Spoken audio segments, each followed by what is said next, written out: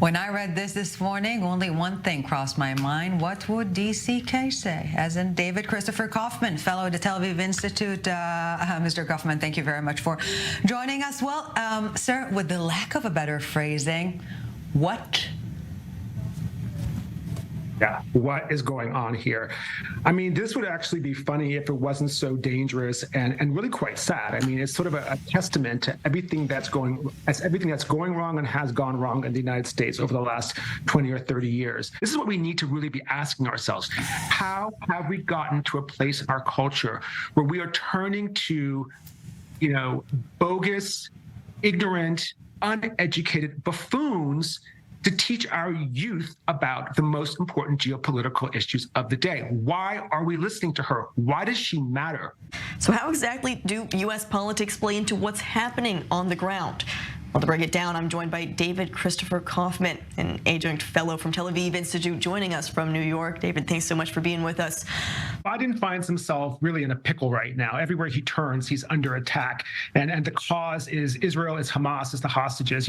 He needs to show that he has remained strong, that he remains in control of this narrative, that he's focused on a retaliatory action against Iran, that he's focused on ending or at least reducing the conflict in Gaza, but also that he's focused on Israel and the very real needs of Israel and the need to return the hostages. So without doubt, the White House and the administration is clearly playing a big role, a vocal role in trying to push ahead any sort of hostage deal. But I think as much as the White House and Washington is very clearly concerned about the fate of these hostages, very clearly concerned about the fate of Israel, they're more concerned about the fate of themselves. One follow-up you've been talking about is the growing divide between Black and Jewish Americans. As someone who is, both African American and Jewish, this is something I've paid attention to very closely my whole life. There's always been this sort of mythological affinity between Blacks and Jews in America. Jews and Blacks marched side by side during the civil rights movements. Martin Luther King Jr., whose holiday we celebrate today. It's actually a very vocal Zionist.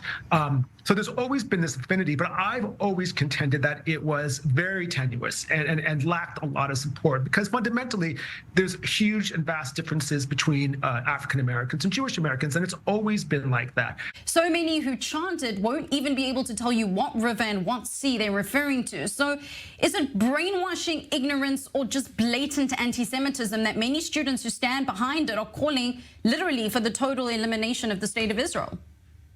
Yeah, so I think it's a bit of both. I mean, there are plenty of students who are leading these protests around the country who clearly believe in what they're saying, and they sort of stake their academic and probably professional futures on this belief, on ending what they call the occupation, ending the genocide. And there are probably a vast number of followers who, see this as a trendy cause, a trendy woke cause du jour, which is going to get them likes on social media and high fives amongst their friends.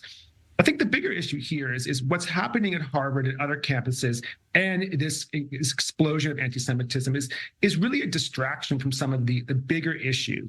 How likely is it that something will actually be done to address this? I would say not very likely, which is quite concerning. It's once again, Harvard is at the center of this anti-Semitism storm that's taking over the nation, both in higher education and across the country. Don't forget, Harvard was the first place that there was a mass protest and declaration of blaming Israel for the attacks on October 7th. Then we saw the dismal response by its leadership and the ongoing drama with Claudine Gay. Islamic Jihad is not about going to a candy store and saying, I'm going to take a few pieces of the anti-Zionism, but I'm going to leave the homophobia or the anti-feminism behind. When you promote Islamic Jihad, you're promoting the whole bag, the whole basket. So it's a perfect example of everything that's wrong right now. Very scary, very dangerous. And my only hope is that the news cycle will wash this through very fast. DCK, David Christopher Kaufman, Senior Fellow at the Tel Aviv Institute, joining us. Thank you very much, Mr. Kaufman.